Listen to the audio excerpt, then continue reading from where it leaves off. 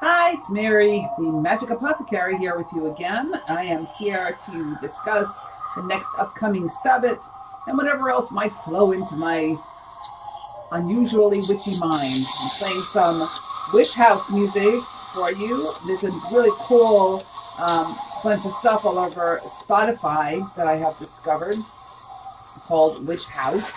Not that I didn't know there was house music, but I did not know, in my ignorance, that there was specific witchy house music. Anyway, so if you type that in, you'll get a bunch of stuff on Spotify, even on YouTube, huge amounts of playlists. Of course, you can look up the artists and purchase their MP3s and download them on iTunes or wherever else you feel, so you can have them with you at all times. It's a little unusual to have that there, but I kind of like it, and it kind of puts me in a mood to be witchy. So it's cool. It's cool for me. Not everybody likes this kind of music, and I understand that. But just to let you know that it's around. So that's something called sleep paralysis, or sidewalks and skeletons. So it's kind of cool stuff. Some of it is freaky, weird, kind of scary stuff that you'd find in a horror film or something like that. But then there's other things that are just like, interesting, sort of meditative kind of stuff and whatever. So, and I find that I get really tired of, sometimes of listening to the same old kind of airy-fairy pagan music, although I do use them in ritual. So I'm talking about music today a little bit. I guess that's how we're heading. And I was talking about music for IMBOLC or IMBOLC.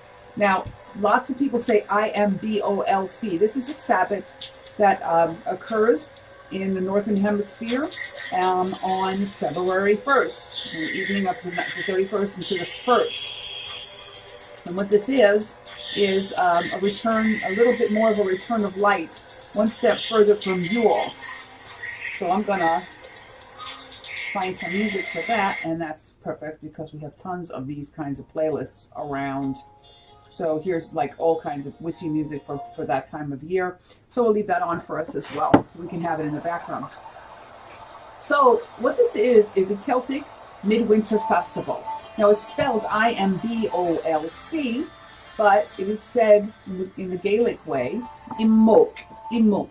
And what it does mean, Imbolc, is in milk, or that there's a time of year when there's a flow of milk. And what this means is that there are many animals that are either gestating right now, and we're talking about this on January 19th, and ready to give birth or have given birth, and are now ready to produce milk.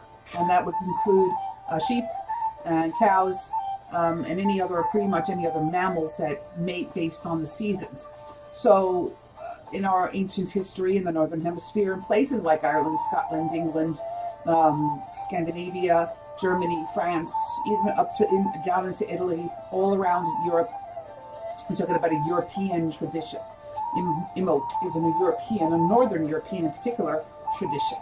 So what is that? What is this? Well, in Ireland, this is specifically very much a Celtic holiday, although Wicca itself, formed by Gerald Gardner in the 1950s in the UK, was a conglomerate of a bunch of different things. And again, I talk about him often, and you can learn more about him on the internet and look him up. And there's also a really cool book called Witch Father, and in that you can hear a lot about him and his work and what he did and how he did it and why he did it. So there's that. But we're talking about a Wiccan holiday. We're talking about Wicca. And what is Wicca, right? We talked about that a billion times. Every time I talk about that, I bring it up. This is a man-made religion. It's a neo-pagan religion, a conglomerate, as I said before, of things like the OTO and Crowley's work, and also other types of witchcraft or spirituality that was all European, pretty much, from Italy all the way up into the Scandinavian territories. So that's also we're celebrating. We're celebrating Gerald Gardner's idea of a cross-quarter day. It's a day in between two huge Sabbats, and Yule is a huge Sabbat, which just passed by. This is what we call Christmas or Yuletide. We're still kind of in Yuletide until the end of the month, and when we enter Imbolc, we're in Imbolc time. We have 2 or 3 weeks of that time where the sun is getting more and more apparent, and we see it more and more every day. It's getting lighter and lighter. I do not get up at dawn, but I do see when I do get up that the light is brighter and the color of the sun is actually changing. Also, if you take a look up, and people don't tend to do that, but if you look up, even in urban areas, you will see that the trees are swelling. Somebody said to me, oh my gosh, the trees are swelling, they're going to die. And I'm like, no, they're supposed to swell. That's good. That means they have more sunlight and they're getting ready to burst. And so there's like something like 60 days until we have Ostara, which is the spring equinox and the first day of spring, and around Easter time and Passover time and other celebrations in the world at this time when we're talking about rebirth and birth. But right now, we're sort of in an in-between place. And I love this holiday, not only because I am actually half Irish, but because, and I love Brigid. Brigid is a goddess I adore. She is a triple goddess. She's the goddess of the hearth, poetry, and smiths. So in the Celtic gods and goddess information, myth, the Celtic gods and goddesses are not just one kind of thing. In Celtic work, they are many things. They kind of have many, many aspects. In stuff like Roman or Greek, or even sometimes in Egyptian god and goddess pagan worship, they were worshipped for one specific thing. So I'm going to type this up, make sure I have lots of information for you. I'm going to make sure it's up and ready to go. So there's a Saint Brigid. And by the way, when you're dealing with Brigid, you're not talking Brigit, which is how we spell it. In America or in England, it's Brigid, Brigid. She's the goddess, and she's the one who we're talking about today. So who is she? All right, so she's also a fire goddess. She is someone who is celebrated all through the month of February, and also she's associated with so many different types of things. This is a very important goddess to the Irish, and has been and still is quite important to them. They incorporated her name into a saint called Saint Brigid, who was supposed to have been the midwife to Mary, the Virgin Mary, Jesus's mother. But because they love her so much, they wouldn't want to remove her from their lives. All right. So what is she the goddess of? Well, fire. That's one of the things we can start to say. The forge and the hearth, that type of fire. She's also, her auspices cover poetry, healing, childbirth, and unity. Wow. So many things, right? So there are lots of people who make these little corn dollies or little sort of four-legged kind of, it's hard to explain it, four-legged little eyes of Brigid that they weave at this time of the year. All right, so she's there's a beautiful goddess that has been revered in Ireland for many, many centuries, and also has been revered here as well.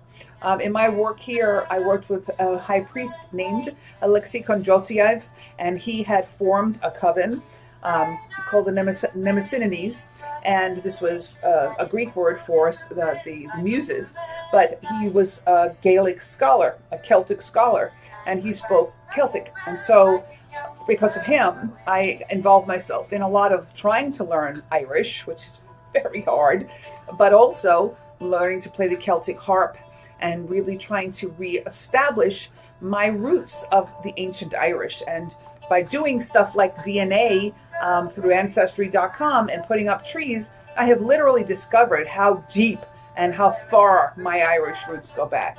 So Brigid to me is my goddess, one of my goddesses that I revere the most. She actually has a very important place on my altar with another god named Cernunnos.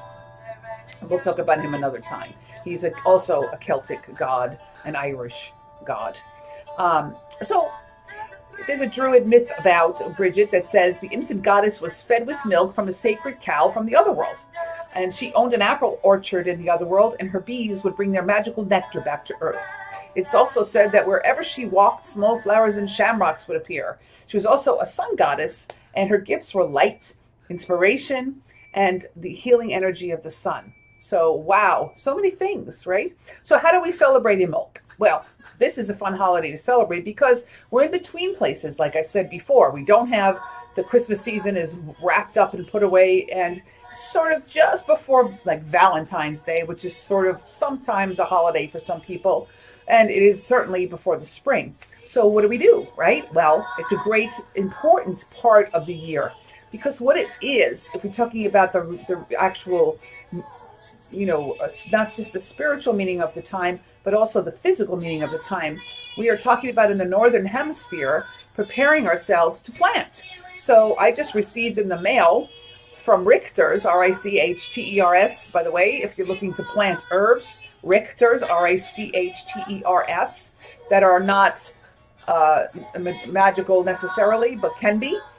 They are a wonderful catalog, and they will ship you flats of plants so you can put them in to your magical witch's garden and have them ready as soon as May is around. You'll have lots of things available.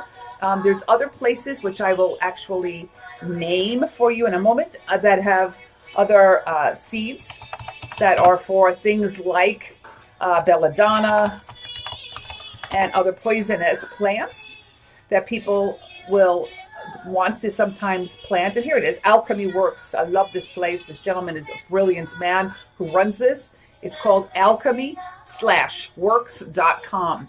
You can find seeds for anything. I just typed in belladonna, deadly nightshade.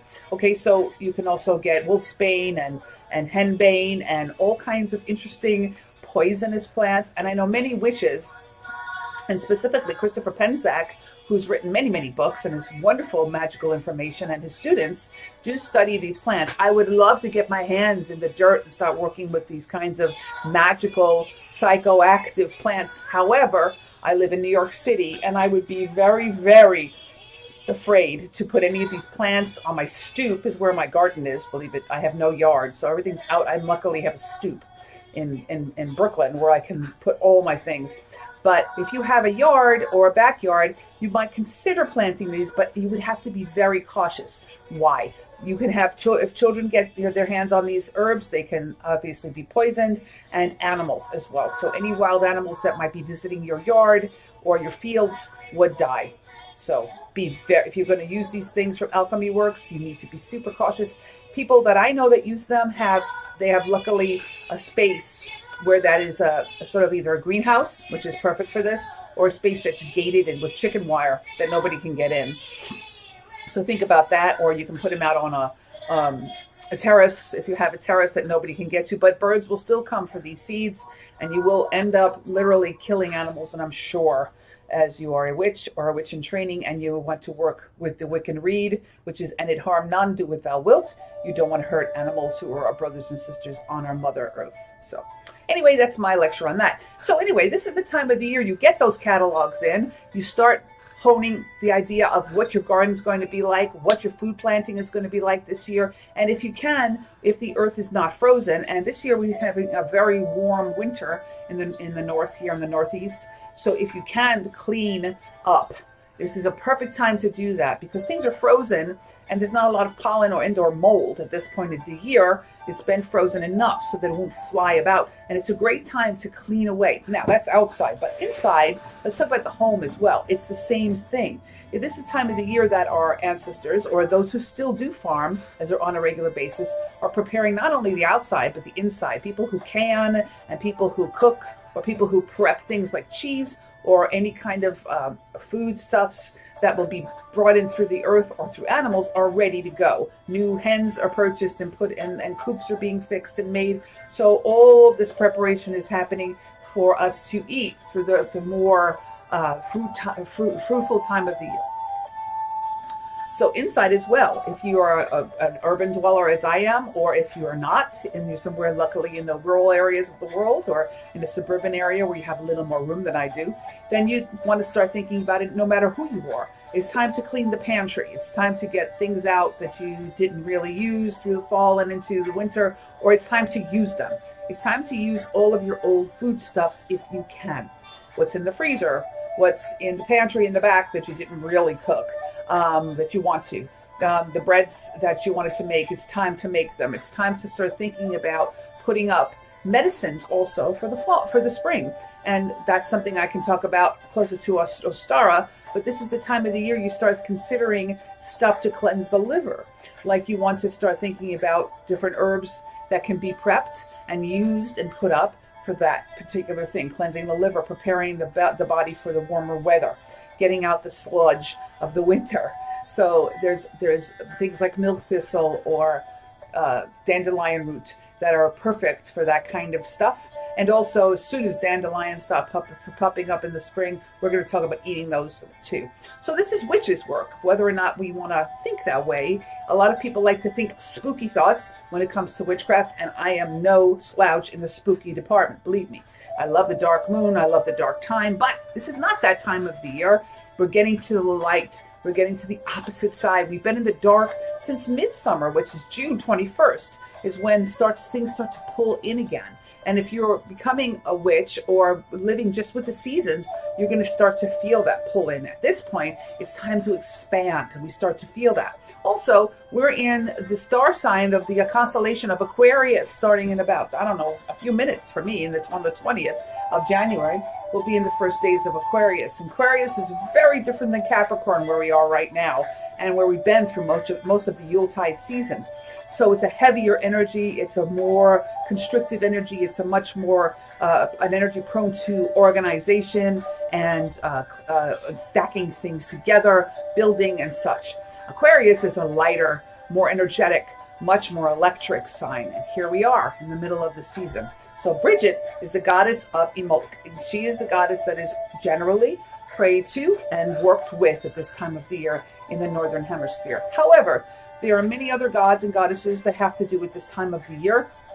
And with a little bit of poking around and looking through pantheons, such as the Greek pantheon, you can start to see things like Persephone and Demeter. Demeter is the goddess of grain, and Persephone is her daughter, who gets abducted by Hades and kept in the underworld for part of the year. Well, she's getting ready to rise from the underworld. So Persephone is a goddess that is the goddess of spring. I'm getting goosebumps even thinking about her, because the idea of Persephone as the green plants rising from the earth, and those are her fingers, thrills me in a place deep inside my bone marrow. It's something that I understand so implicitly.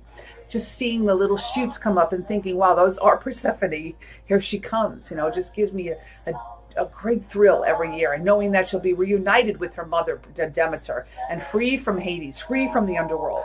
By the way, her name in the Roman pantheon is Core, or Core, K-O-R-E. Okay? So if you're interested in that goddess, and if you're interested in both, go for it.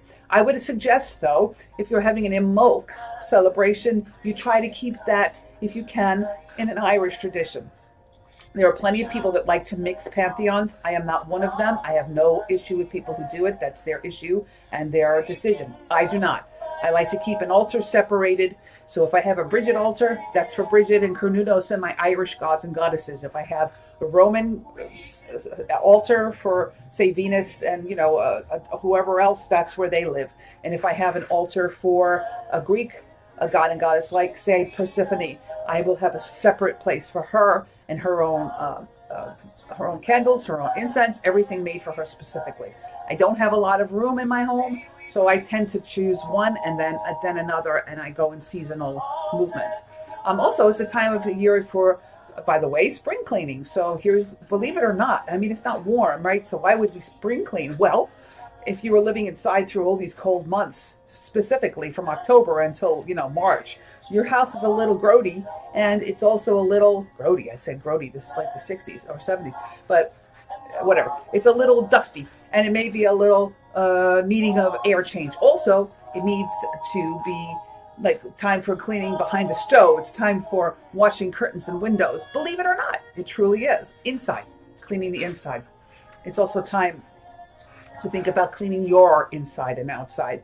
If many of us start their exercise programs at the beginning of the year and they falter. So this is a time to revitalize that. If you're thinking about getting back to the gym, back to the road, back to running, back to weight training, whatever it is, or dieting or health changing in some way, or working on meditation or wellness, anything that has to do with health, this is a time to revitalize that. Think again. This is a good time to go to your wellness checks with your doctor, to get ready for the spring, Our ancestors knew that this was a preparatory time. You have about 6 weeks or 8 weeks before we have spring. And by the time spring came, they had their planting done and they were ready to plow. The earth was plowed and seeds were going in, because the growing time is not that long. We really just only have from this point of time where people germinate their seeds internally in the house or in a greenhouse, by the way. You're not germinating your seeds outside. If you get them, please don't do that. You will kill them. So they have to germinate inside if you have the room for such things. And if you're curious about how to do that, I can answer you if you write to me, or you can just explore that online. Just type that in, how to germinate seeds inside the house, inside a greenhouse. And that's what our ancestors did. They did not germinate them outside. But so they would begin that. They would begin making sprouts. If you've ever made sprouts, it's a pretty simple process with water and some seeds. It's not a hard thing to do. And they put them in small amounts of earth, and that bunch of earth would be what was put into the ground, or other plants would be transplanted in. Or if you had tubers such as potatoes or carrots or turnips, which we are now all eating because that's what's left in the stores, that's what would be left from our ancestors, they'd be ready to start planting those out first, bulbs. Those bulbs would also have been in the earth, by the way, from the year previous, from the fall. Before the fall, they were put in and ready to go, and they will begin to grow almost immediately. Your garlics, your onions, your tubers of all sorts and types, or your root vegetables of all sorts and types. So that's what's going on, right? So there's a lot of stuff. There's a lot of things to think about. Let's talk quickly about an Imbolc type of an altar and what might be on it. So if I'm going to do an Imbolc ritual, one thing I'm always going to do is pick my music. I'm a musician and a singer. I primarily am that. That's what I do with my life. I'm a singer. So as I'm listening to music here, I'm thinking of things to do. I have a wonderful harpist who's my friend and who comes to my rituals in my home, and he's bringing his harp, and we do Celtic music. So that's something to think about. Do you want Celtic music? If you're doing an Irish or a Northern European ritual, do you want that to happen? Do you want that kind of music?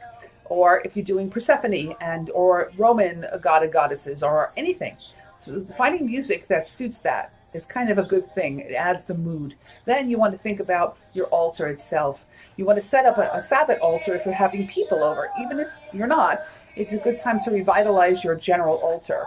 I just found some cool rhinestone encrusted tablecloths. Now, I like shine, so you may not.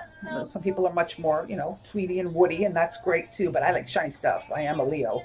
So I bought some new bowls that are all purple and things with crocuses on them on eBay. This is not a hard thing to find. Things are $2.99 plus free shipping. I was lucky. Here's a cat crying in the background. There's always cats in my house.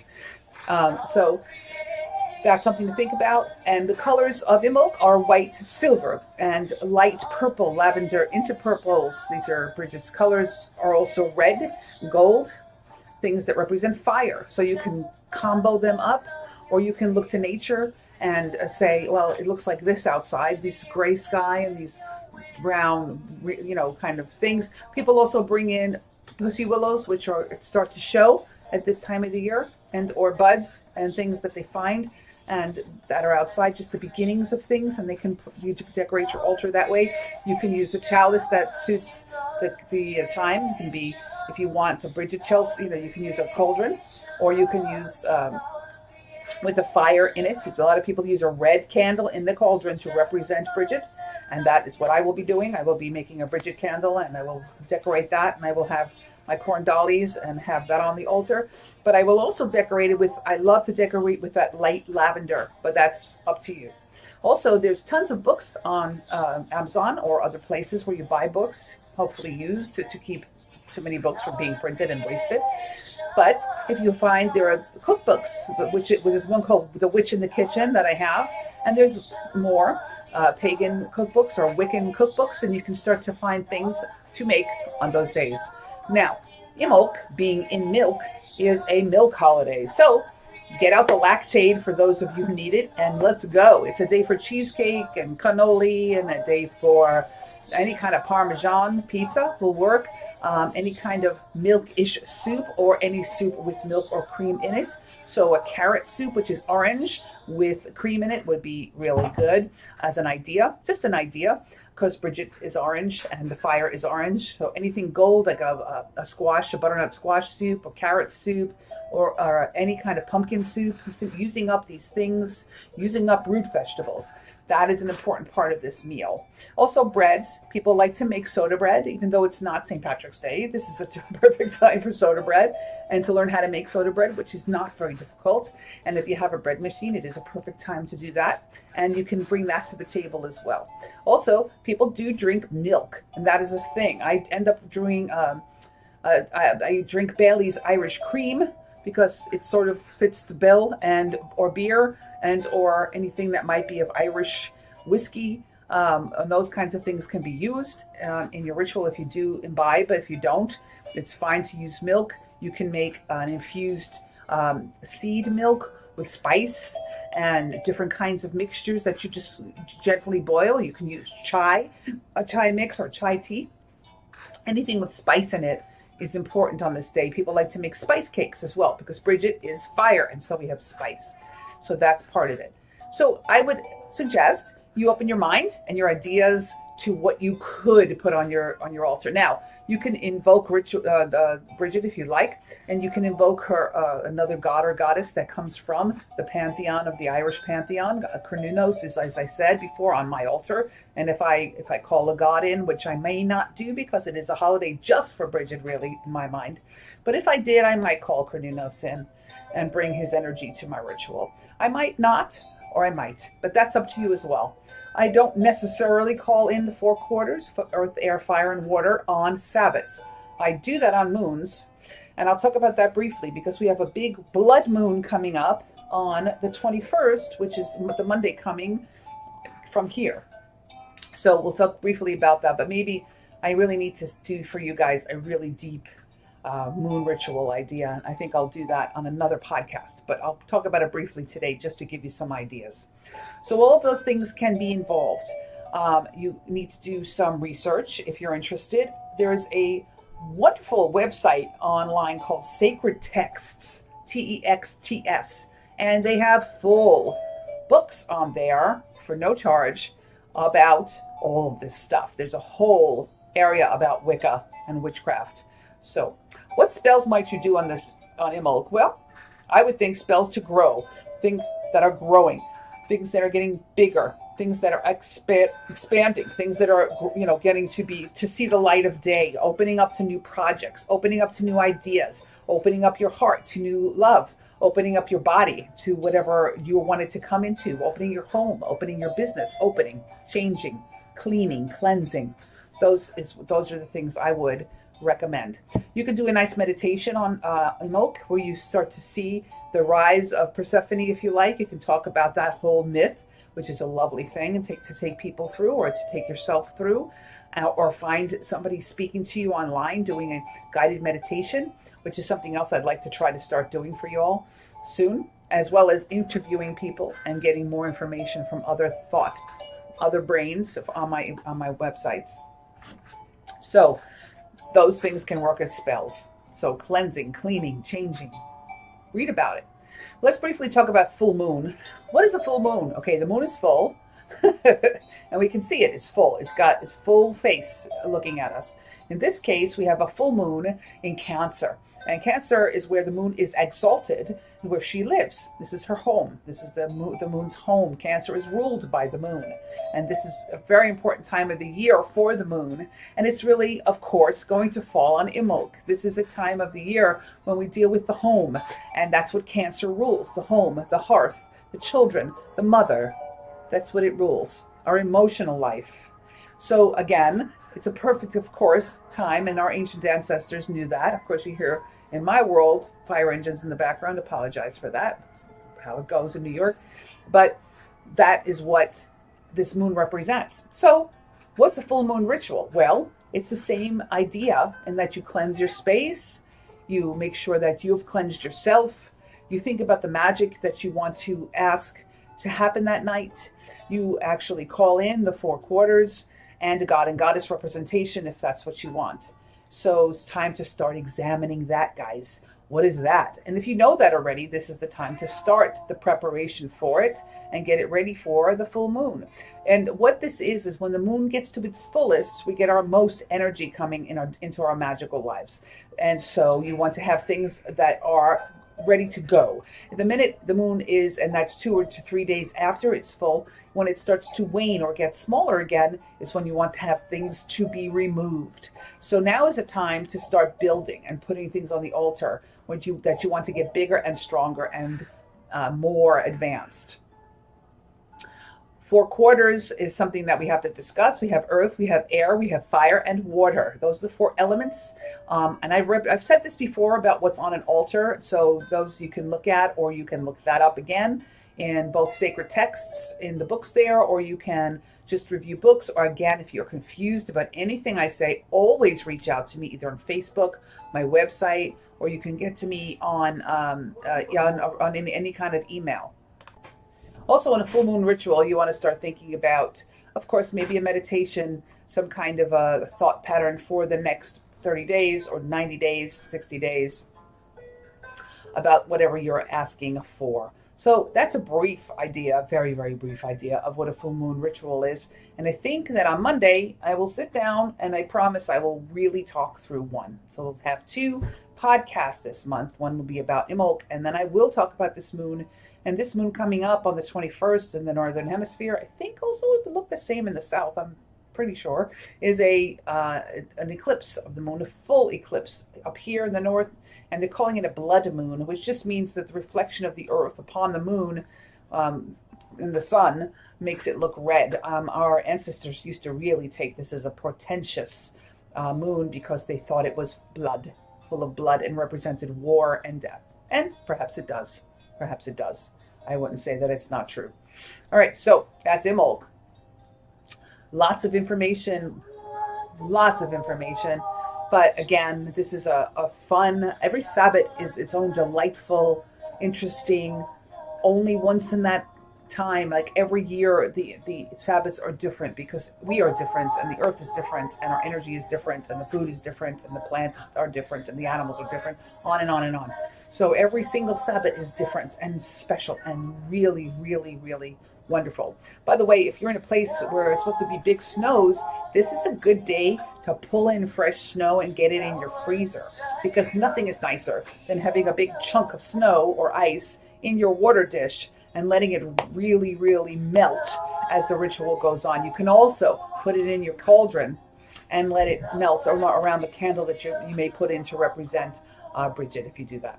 Okay, so look up the herbs that are sacred to Brigid. I give you an assignment. I can't tell you everything. Look up the herbs so you can use aromatherapy if you want to, that you can grind and make incense if you want to, and on and on. This cat just wants to go outside, so I'm going to let him do that. He wants to go see the hallway. Very important. I apologize for that. But here we are, and if you need to reach me, you can always do so on email at the magical, MAGICAL, apothecary, APOTHECARY, at gmail.com.